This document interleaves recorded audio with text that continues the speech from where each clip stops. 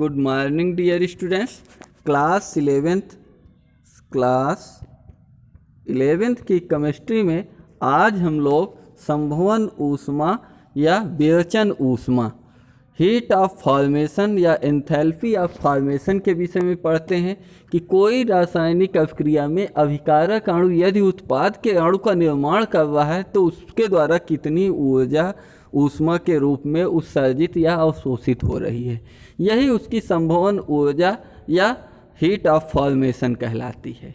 किसी निश्चित ताप पर अपने मूल तत्वों के एक मोल यौगिक के बनने में जितनी एंथैल्पी परिवर्तन अथवा आंतरिक ऊर्जा में परिवर्तन या ऊष्मा का उत्सर्जन या अवशोषण होता है उसे अभिक्रिया की संभवन ऊष्मा या संभवन एंथैल्पी कहते हैं।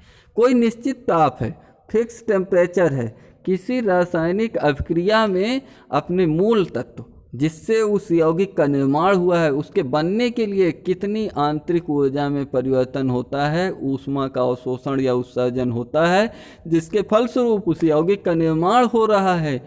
इस यौगिक के बनने की क्रिया के लिए उत्पन्न या अवशोषित ऊष्मा की मात्रा संभवन ऊष्मा कहलाएगी।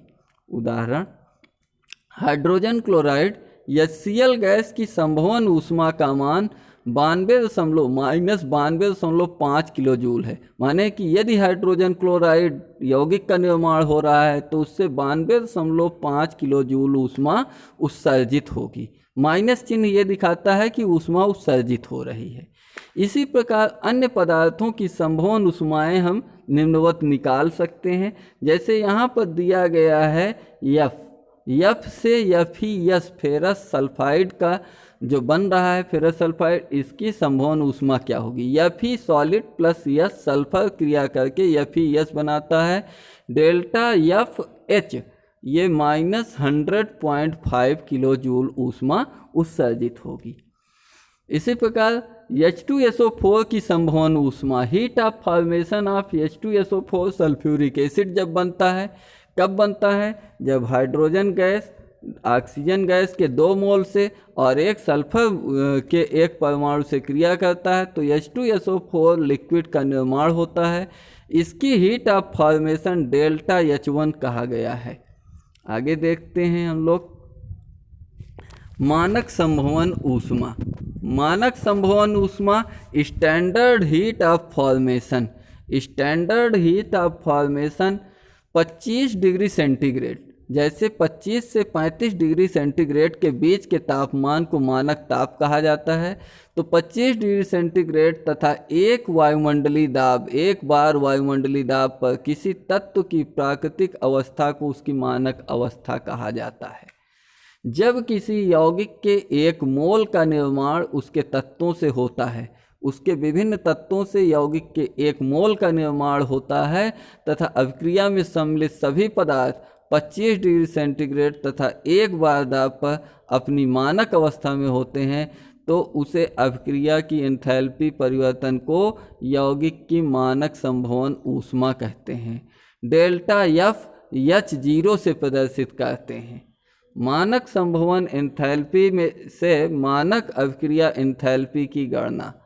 चूँकि किसी पदार्थ की मानक संभवन एंथैल्पी डेल्टा H0 को की मानक एंथैल्पी माना जाता है, अतः अभिकारकों तथा उत्पादों की मानक संभवन एंथैल्पी, जो मानक संभवन एंथैल्पी है, के मानों की सहायता से किसी अभिक्रिया की एंथैल्पी डेल्टा RH की गणना आसानी से की जा सकती है। हम लोग इसकी गणना मानक अभिक्रिया की एंथैल्पी की गणना कर सकते हैं।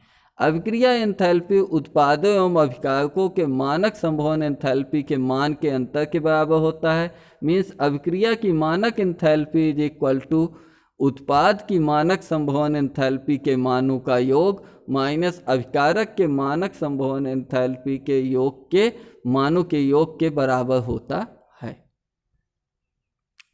यहाँ पर दिया गया है, इसे गणितीय रूप में निम्नवत प्रदर्शित किया जा सकता है। डेल्टा RH मीन्स अभिक्रिया की ऊष्मा के मान क्या होगा? Delta FH product minus delta F H reactant, ये उत्पाद की संभवन ऊष्मा माइनस अभिकारक की संभवन ऊष्मा। माना कोई रासायनिक अपक्रिया ए मीन्स अभिकारक ए का ए मोल तथा अभिकारक बी का बी मोल परस्पर क्रिया करके उत्पाद सी के स्मॉल सी मोल तथा उत्पाद डी के डी मोल बनाता है, तो delta H R is equal to अभिक्रिया की ऊष्मा is equal to summation delta F H product minus summation delta F H reactant, यानी अभिकारक उत्पाद की एंथैल्पी माइनस अभिकारक की एंथैल्पी के मान के बराबर होगा। अर्थात इसको कह सकते हैं कि C delta F H minus plus D delta F D minus A delta F H plus B delta F H, ये दोनों उत्पाद की एंथैल्पी है सी और डी, और ए और बी अभिकारक की एंथैल्पी हुई। इस प्रकार इससे संबंधित हम एक प्रश्न को देखते हैं।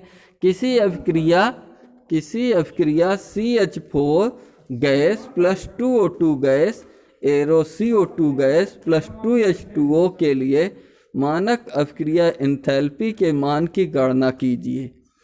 यदि CH4 प्लस CO2 तथा H2O की मानक संभवन एंथैल्पी क्रमशः -74.91 किलो जूल प्रति मोल माइनस 394.12 किलो जूल तथा -286.13 किलो जूल प्रति मोल हो, तो मतलब कि CH4 की मेथेन की मानक संभवन ऊष्मा 74.91 दिया हुआ है, कार्बन डाइऑक्साइड CO2 के 394.12 किलो जूल प्रति मोल है, जबकि H2O की मानक संभवन ऊष्मा का मान 286.13 किलो जूल प्रति मोल है।